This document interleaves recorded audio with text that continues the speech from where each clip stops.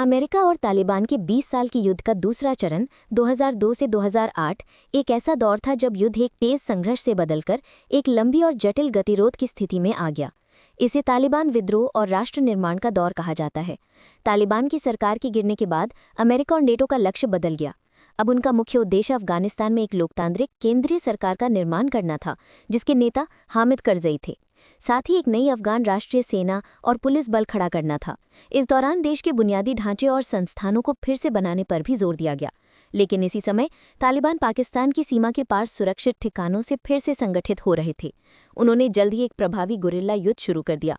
उनकी रणनीति में अफगान और अंतर्राष्ट्रीय सैनिकों पर स्वयंचालित बम यानी EIDs, घात लगाकर हमले और आत्मघाती हमले शामिल थे। 2006 से 2007 तक तालिबान विद्रोह ने इतना जोर पकड़ लिया था कि देश के बड़े हिस्से असुरक्षित हो गए थे। इस चरण में अमेरिकी रणनीति जनसंख्या केंद्रित उग्रवाद निरोध बन गई, जिसका लक्ष्य आम लोगों की सुरक्षा करना और सरकार की विश्वसनीयता बनाना था। हालांकि एक बड़ी समस्या ये थी कि अमेरिका उसी समय इराक की बड़ी लड़ाई में भी उलझा हुआ था, जिसने अफगानिस्तान से संसाधनों, ध्यान और सैनिकों को हटा दिया। इसने तालिबान को और मजबूत होने का मौका दिया और ये युद्ध एक लंबे संघर्ष में बदल